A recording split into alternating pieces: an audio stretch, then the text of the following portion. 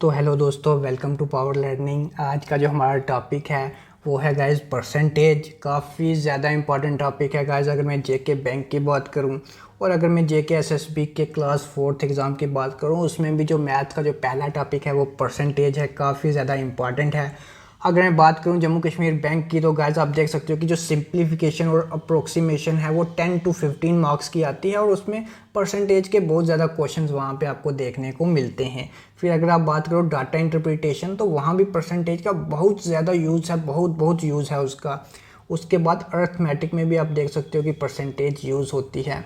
तो परसेंटेज अगर quant section में बात करूँ तो परसेंटेज उसका बेस है। अगर आपको परसेंटेज के बेसिक्स क्लियर नहीं है तो काफ़ी मुश्किल आती है।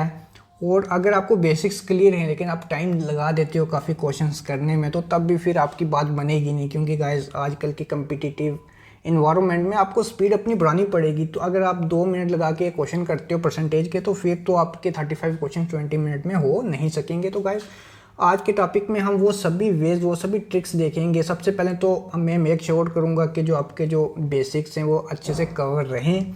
उसके बाद हम बात करेंगे ट्रिक्स के कि एक ही क्वेश्चन अगर परसेंटेज का है उसको कम से कम आप 10 तरीके से सॉल्व कर सकते हो, लेकिन आपने एग्ज़ाम में वो कौन सा तरीका उठाना है जिससे आपका टाइम सेव करे, ये आपके लिए बहुत ज़्यादा चैलेंजिंग है। तो गाइस अब स्टार्ट करते हैं आज का वीडियो। तो दोस्तों अब स्टार्ट करते हैं परसेंटेज के बेसिक्स से। सबसे पहले फॉर एग्जांपल मैं एक नंबर ले लेता हूँ 600। अगर आपसे कोई पूछता है कि आपको 50% निकालना है 600 का, तो गाइज डिफरेंट अप्रोच हैं सबकी। कुछ लोग हैं वो तो सीधा बोलेंगे 50% का मतलब होता है आधा, तो 600 का आधा क्या होगा 300, तो वो डायरेक्ट 300 लिख देंगे।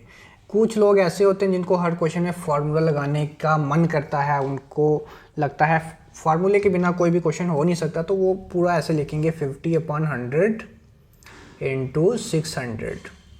तो फिर वो 2 0 काटेंगे, फिर 50 को 6 से मल्टीप्लाई करेंगे, तो उनका आंसर भी जो आएगा वो 300 ही आएगा।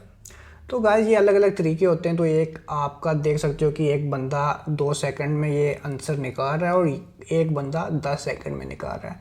तो यहीं से गाइस मैं बोलता हूँ पूरी गेम होती है क्वांट की। आप जितने फार्मूलेज कम लगाओगे, जितना आप पेन कम पकड़ोगे, उतने ही क्वेश्चन आपके ज़्यादा अटैम्प्ट। तो गाइज मैं आपको एक एग्जांपल और देता हूँ। फॉर एग्जांपल कोई एक चीज़ है जिसकी कॉस्ट प्राइस आप देख सकते हो 100 है, उसका सेलिंग प्राइस जो है 150 है। मतलब किसी दुकानदार ने, आप समझ सकते हो कि 100 रुपीज़ की चीज़ ली और 150 रुपये की बेची। तो आपसे क्वेश्चन है कि आपको कितने % प्रॉफिट हुआ, ठीक है। तो गाइज कोई भी समझदार आदमी होगा वो तो क्या करेगा, आप देख सकते हो कि 100 कॉस्ट प्राइस है, तो उसको 100 पे आप देख सकते हो कि 50 रुपये का फ़ायदा हुआ है, तो वो सीधा बोल देगा कि उसको 50% का फ़ायदा हुआ है बिना कोई टाइम वेस्ट किए। जबकि एक दूसरा बंदा होगा वो पूरा, आप देख सकते हो कि प्रॉफिट परसेंट का फार्मूला लगाएगा। अब आप जानते हो कि प्रॉफिट परसेंट का फार्मूला होता है SP minus CP upon CP into 100, ठीक है गाइज। अब आप देख सकते हो यहाँ पे SP क्या था 150, तो वो यहाँ पे लिखेगा 150 माइनस 100 डिवाइडेड बाई 100 इंटू 100। तो इसको सॉल्व करने के बाद उसका जो आंसर आएगा वो भी आएगा 50%। तो गाइज आप देख सकते हो कि एक आदमी यहाँ पे 2 सेकंड में आंसर निकाल रहा है और दूसरा आदमी 20 सेकंड में निकाल रहा है। तो ये जो 18 सेकंड्स का जो गैप है ना, इसमें आपसे 180 लोग आगे निकल जाएंगे। तो यहीं से जो प्रॉब्लम है वो आपके लिए आ जाएगी। तो गाइस हमारी यही कोशिश रहेगी जब भी हम ट्रिक्स लगाते हैं। ट्रिक्स का मतलब यही है कि आपको फार्मूले अवॉइड करने हैं, आपको कंसेप्ट पता होना चाहिए, लेकिन जितने आप कम फार्मूलेज लगाओगे उतना आपके लिए अच्छा रहेगा। अगर आपको अटैम्प्ट क्वांट आपको समझाने के लिए मैं बिल्कुल बेसिक से स्टार्ट करता हूँ। मैं एक नंबर ले लेता हूँ 700। अगर आपको किसी भी नंबर का 10% निकालना है तो गाइज सिर्फ आपको एक 0 काटना है। आप पीछे देख सकते हो क्या रह जाएगा 70, तो ये आ जाएगा आपका 70। अगर आपको किसी भी नंबर का 1% निकालना है तो आपको 2 0 कम कर देंगे, तो ये आ जाएगा आपका 7। ये सिर्फ मैं उस केस में बता रहा हूँ जिसमें किसी भी नंबर के आगे 2 0 होते हैं। अगर आप मान लेते हैं आगे 2 0 नहीं है, 750 है, तो 10% के लिए तो आपको एक 0 ही कम करना है, तो 75 आ जाएगा। और 1% कितना आएगा, आपको यहाँ पे पॉइंट लगा देना, यानी 7.5।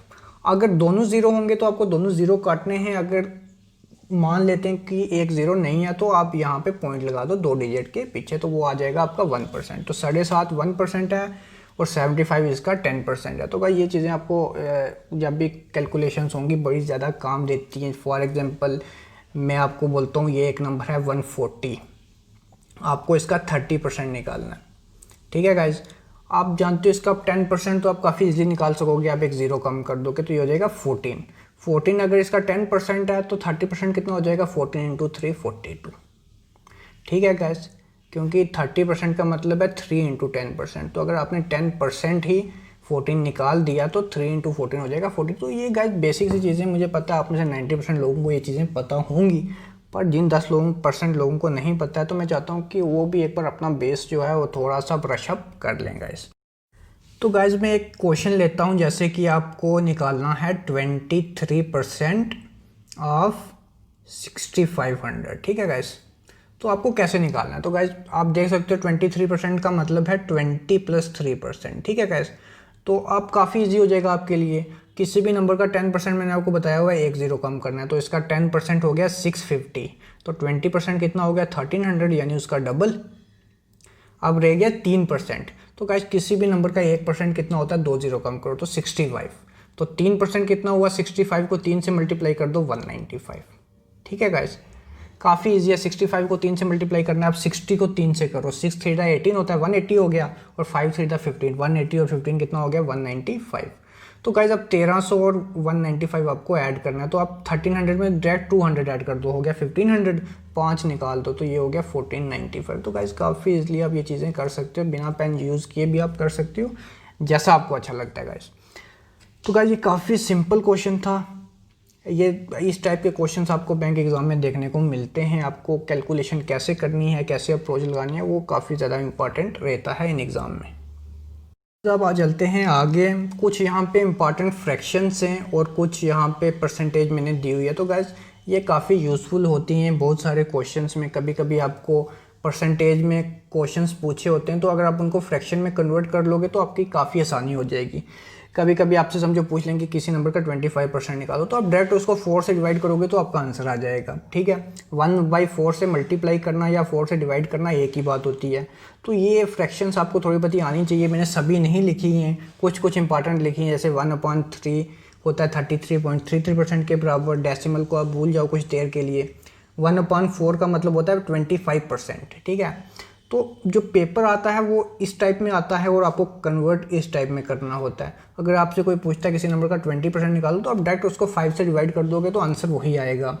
तो वैसे ही 1/6 मैंने यहाँ पे लिखा नहीं है, वो होता है 16.66%। अगर कोई बोलता है किसी नंबर का इतना परसेंट आपको निकालना है, तो आप डायरेक्ट उसको 6 से डिवाइड कर दो। फिर बात करते हैं 1/7 की, तो ये बराबर होता है 14.28% के बराबर। तो ये भी आप कन्वर्ट कर सकते हो। 1/8 मैंने यहाँ पे लिखा हुआ है। और अगर मैं बात करूँ 1/9 की, तो ये 11.11% के बराबर होता है। तो गाइस समझो आपको कोई बोलता है कि किसी नंबर का 11.11% निकालना है आपको, तो आप 9 से डायरेक्ट उसको डिवाइड कर सकते हो, काफ़ी ईजी है। 1/10 तो सबको पता है। फिर 1/11 के बाद जितने भी होंगे वो मैं आपको नेक्स्ट पार्ट में बता दूंगा। फिलहाल के लिए आप इतने याद रखो। तो गाइज अब लेते हैं क्वेश्चन। जैसे कि पहला क्वेश्चन आप देख सकते हो कि आपको 12.5% निकालना है 896 का। तो करने की डिफरेंट अप्रोच होती है। कुछ लोग होते हैं वो ऐसे करेंगे, 12.5 लिखेंगे, फिर डिवाइडेड बाई 100 करेंगे, फिर मल्टीप्लाई 896 करेंगे। तो गाइज आप देख सकते हो कि कैलकुलेशन काफ़ी ज़्यादा डिफ़िकल्ट हो चुकी है, काफ़ी उनको टाइम लग जाएगा। तो गाइज जिसको पता है 12.5% 1/8 के बराबर होता है, जैसे कि मैंने यहाँ भी लिखा होगा 1/8 के बराबर होता है, तो उनको कोई प्रॉब्लम होगी ही नहीं। तो 896 को आपको सीधा 8 से करना है डिवाइड। तो आप देख सकते हो कि ये जो आपका आंसर है 112 आ जाएगा, ठीक है गाइज। ये आपको 8 का टेबल तो आता ही होगा, तो 112 आंसर काफ़ी इजीली आ जाएगा। आपको सिर्फ 8 से डिवाइड करना है। तो जो पेपर सेट करते हैं वही बड़े ध्यान से पेपर सेट करते हैं, उनको भी पता है कि बच्चे तेज़ हैं कि नहीं है, तो वो इस तरह के टर्म्स का काफ़ी यूज़ करते हैं। तो आपको पता होना चाहिए। अगर आप पूरा निकालने बैठ जाओगे, हो सकता है आप निकाल दो, लेकिन आप 5 मिनट अगर खा जाओगे तो फिर काम आपका बनेगा नहीं। तो गाइस लेते हैं अब नेक्स्ट क्वेश्चन। तो नेक्स्ट क्वेश्चन है गाइस, आपको 75% निकालना है 444 का। आप 75% होता है 3/4 के बराबर। तो आप 3/4 इंटू 444 कर लो। 4 से डिवाइड कर लो तो ये हो जाएगा 1 1 1, 3 से मल्टीप्लाई कर दो तो 3 3 3। तो गाइस आप देख सकते हो कि बिल्कुल भी टाइम नहीं लग रहा है, आपको परसेंटेज से फ्रैक्शन कन्वर्जन आना चाहिए। उसके बाद लेते हैं गाइस फिर से नेक्स्ट क्वेश्चन। आपको 33.33% निकालना है 90 का। 33.33% का मतलब होता है 1/3, यानी आपको तीसरा हिस्सा निकालना है। तो 90 का 1/3 क्या होगा? 30। सीधा 90 को 3 से डिवाइड करोगे तो आपका आंसर आ जाएगा 30। तो गाइस इस टाइप के क्वेश्चंस जब भी आप सिंप्लीफिकेशन अप्रोक्सीमेशन करते हो, बीच में परसेंटेज के इस टाइप की चीज़ें मिक्स हुई होती हैं, तो उस टाइम अगर आप काफ़ी ज़्यादा पेन चलाने बैठ जाओगे तो आपका काफ़ी टाइम निकल जाता है। तो आपको ये जो फ्रैक्शन कन्वर्जन अगर आ जाती हैं, दिमाग में क्लिक कर जाती हैं, तो आपको कर देनी है। गाइस चलते हैं अब आगे। गाइस एक लेक्चर में पूरी परसेंटेज टॉपिक ख़त्म करना इतना ईजी नहीं है, क्योंकि मैंने आपको पहले भी कहा है क्वांट पे के ऑलमोस्ट हर टॉपिक पे परसेंटेज का बहुत ज़्यादा यूज़ है। तो हम चाहेंगे इस पे 2 या 3 वीडियोस बनाएं। तो गाइस आज का ये हम ले लेते हैं आखिरी क्वेश्चन। आपको निकालना है 350 का 12% और 660 का 45%। तो गाइस मैं काफ़ी देखना काफ़ी इंटरेस्टिंग होगा यहाँ पे आपकी अप्रोच कैसी रहती है और आप कितना टाइम लगाते हो। गाइस जो सबसे पहले मैंने आपको तरीका बताया वो ये है कि जैसे ये 12% है तो आप इसको देखोगे 10 + 2%। ठीक है गाइस, अब आपको 350 का 10% निकालना है सबसे पहले। तो 350 का 10% क्या आएगा? 35। मैंने आपको बताया हुआ है कि किसी भी नंबर का 10% निकालना है तो आपको एक ज़ीरो कम कर देना, तो कितना आ जाएगा? 35। अब निकालना है 2%। तो आप देखो 350 का 1% कितना है? 3.5। ये भी मैंने आपको स्टार्टिंग में बताया था। ठीक है, यहाँ पे आपको बीच में पॉइंट लगाना है। तो 2% कितना हो जाएगा? 3.5 का डबल यानी 7। ठीक है गाइस, तो 35 + 7 कितना हो गया? 42। 35 10% है और 2% 7 है, तो 12% कितना हो गया? 42। आई होप कि आपको ये समझ आ गया, बिल्कुल बेसिक मेथड है। तो गाइस एक और मैं मेथड बता देता हूँ। अब 12% आपको निकालना है तो आप क्या कर सकते हो? आप 12 × 3.5 भी कर सकते हो।